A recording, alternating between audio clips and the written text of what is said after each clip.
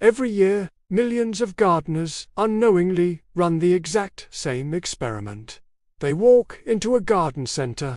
They smell lavender for the first time that season. And in that moment, they're sold.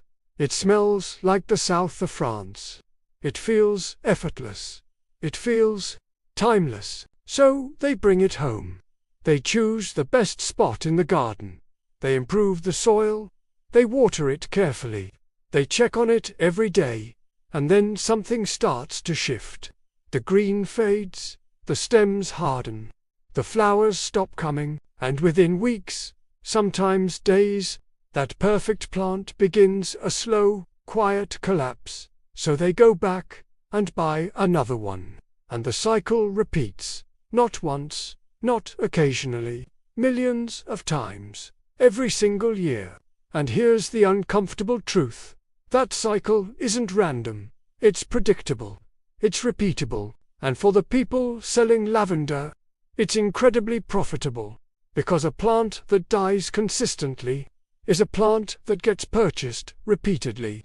And the tag on that pot, the one that says rich soil and water regularly. That's not bad advice by accident. That's a system that quietly guarantees failure. But here's the part nobody tells you. Lavender has been trying to tell you the truth since the moment you brought it home. It doesn't want your help, not the way you think. Because lavender was never designed for comfort. It was built in extremes.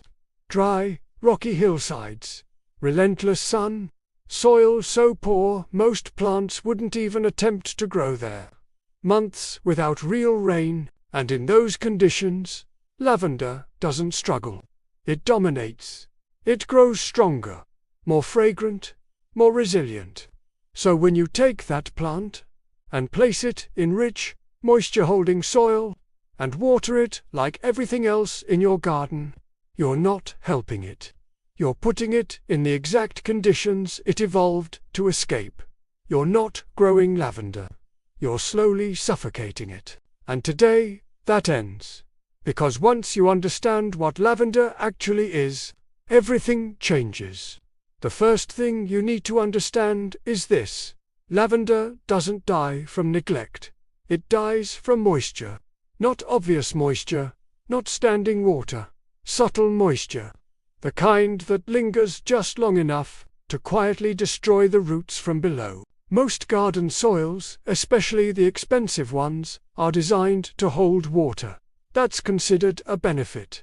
For lavender, it's fatal, because lavender roots are not built to sit in damp conditions.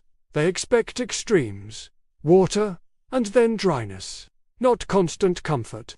So when the soil stays wet for just a few days too long, a silent process begins underground. Fungal pathogens move in, the roots begin to break down, and by the time you notice the plant struggling, it's already too late. Here's where it gets worse, because the symptoms of this damage look exactly like dehydration.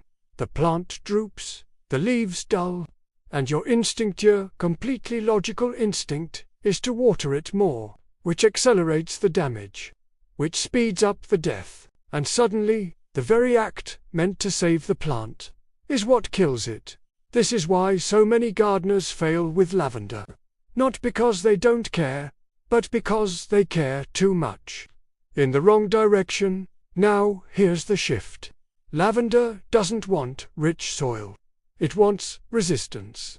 It wants drainage so aggressive, it almost feels wrong.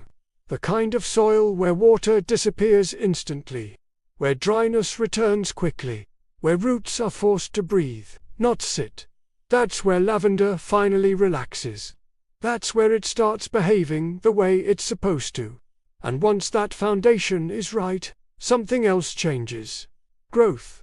Not just survival, but structure. Because the second mistake most people make is trying to make lavender comfortable. Fertile soil, compost, nutrients, everything we've been taught equals healthy growth. But lavender doesn't respond to comfort the way other plants do. In fact, it does the opposite. The richer the soil, the weaker the plant. because high nutrients, especially nitrogen, trigger fast, soft growth. It looks impressive at first. Tall stems, bright green leaves. But underneath, that growth is fragile. It bends easily. It breaks easily. And it becomes far more vulnerable to disease. At the same time, the plant produces less of the one thing you actually want, fragrance, because those oils, the ones that give lavender its identity, are not produced in comfort. They're produced under stress, under pressure, in environments where survival isn't guaranteed.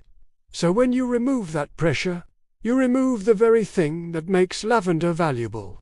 This is why wild lavender smells stronger than anything grown in perfect garden soil.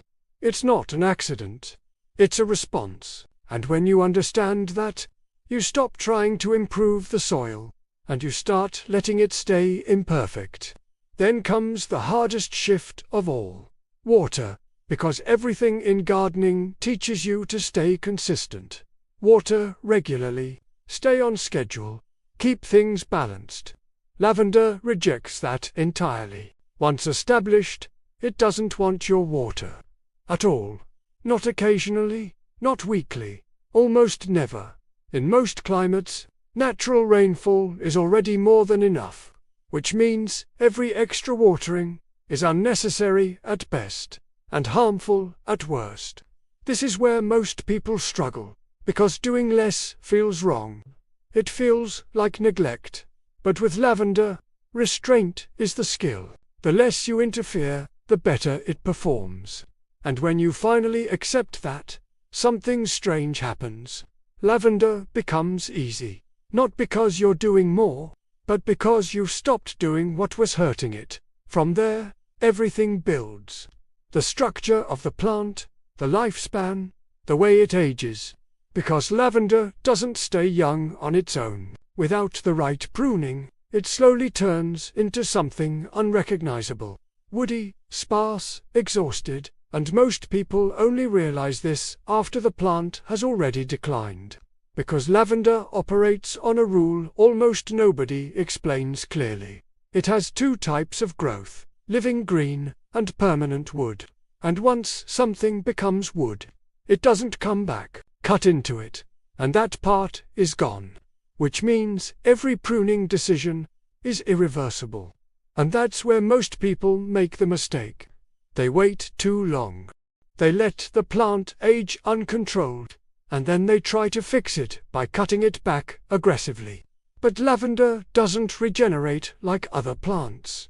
You can't reset it. You can only maintain it correctly from the beginning, which is why the timing matters. Which is why consistency matters. Because when it's done right, lavender doesn't just survive, it lasts years, even decades. The same plant, stronger each season, more flowers, better structure, deeper roots, and eventually you stop seeing it as a plant. You start seeing it as something else. Something stable. Something predictable. Something that works without constant attention. And that's the shift most people never reach, because they're stuck in the cycle, by plant, lose, replace, over and over again, not realizing the problem was never the plant, it was the system they were following. And once you step outside that system, lavender stops being difficult. It becomes one of the easiest plants you'll ever grow, but only if you're willing to do less, to interfere less, to trust conditions that feel wrong but are exactly right for it. Because lavender doesn't reward effort. It rewards understanding. And once you have that, everything changes.